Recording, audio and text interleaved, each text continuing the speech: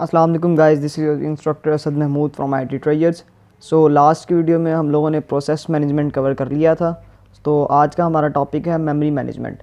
Memory management is the process of controlling and coordinating a computers main memory. It ensures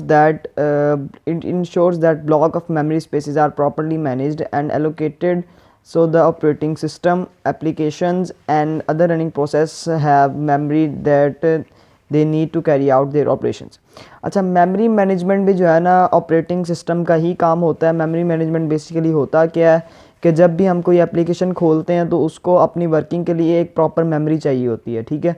उसको अपना cache store करने के लिए या अपनी प्राइमरी या अपनी सेकेंडरी चीज़ें स्टोर करने के लिए उसको एक प्रॉपर मेमोरी की जगह चाहिए होती है, जो कि मेमोरी हमारी जाती है रैम में, रैंडम एक्सेस मेमोरी, जो कि हमारी डिफरेंट जो है ना साइज़ के साथ आती है। बेसिक जो नॉर्मल कंप्यूटर्स में होती है 2 GB या 4 GB की रैम आती है, ठीक है। तो इस रैम के अंदर जो होता है हमारी प्राइमरी मेमोरी जो होती है ना वो स्टोर होती है। रैम को हम एज अ प्राइमरी मेमोरी भी कहते हैं क्योंकि ये हमारी प्राइमरी चीज़ें स्टोर करती है। जस्ट लाइक से कि हम एक एग्जांपल ले लेते हैं। मैं यहाँ पे एक जो है ना MS वर्ड की एक फ़ाइल खोल लेता हूँ। वर्ड की एक फ़ाइल है मेरे पास, ठीक है। एक ब्लैंक डॉक्यूमेंट मैंने MS वर्ड का खोल लिया है। तो अब यहाँ पे जो है ना हम कुछ भी टाइप कर देते हैं, जस्ट लाइक से सब्सक्राइब टू माय चैनल। ये मैंने एक लाइन टाइप कर दी है, ठीक है। अब ये MS वर्ड का जो डॉक्यूमेंट है इसको मैंने सेव नहीं किया, ठीक है। लेकिन इसके ऊपर जो लिखा हुआ है ये सेव्ड है। मैं डॉक्यूमेंट को मिनिमाइज़ करूँ, दोबारा ओपन करूँ तो ये मेरे सामने लिखा हुआ नज़र आएगा। ये तब तक सेव रहेगा जब तक मैं डॉक्यूमेंट को बंद नहीं कर देता, ठीक है। अब ये सेव कहाँ पे है? ये प्राइमरी सेव है। अगर मैं डॉक्यूमेंट को बंद कर दूँगा तो ये मुझे दोबारा नहीं मिलेगा क्योंकि ये प्राइमरी सेव हुआ था। ये प्राइमरी कहाँ पर सेव होता है? ये होता है हमारी रैम में सेव होता है, ठीक है। प्राइमरी हमारी रैम में सेव होता है और रैम जो होती है हमारी known as random access memory होती है।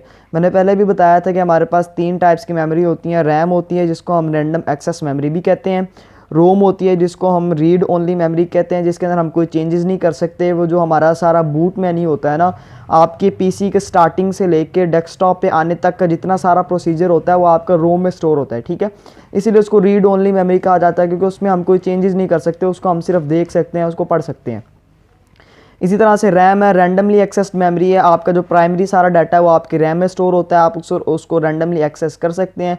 अब मेमोरी मैनेजमेंट करनी होती है आपके ऑपरेटिंग सिस्टम ने। फॉर एग्जांपल मैंने एक टाइम पे एक से ज़्यादा एप्लीकेशंस खोल ली हैं, तो कौन सी एप्लीकेशन को कितनी मेमोरी देनी है, रैम का कौन सा पार्ट कौन सी एप्लीकेशन को अलॉट करना है, ये सारा काम होता है हमारी रैम ऑपरेटिंग सिस्टम का काम होता है ये सारा, ठीक है। तो इस सब को मैनेज करने के लिए हमारे पास ऑपरेटिंग सिस्टम होता है, तो इसको हम कहते हैं मेमोरी मैनेजमेंट। अगर इसमें आपको कोई कन्फ्यूजन है तो आप कमेंट्स में मुझसे पूछ सकते हैं। आज की वीडियो का यही टॉपिक था। नेक्स्ट वीडियो तक के लिए अल्लाह हाफिज़।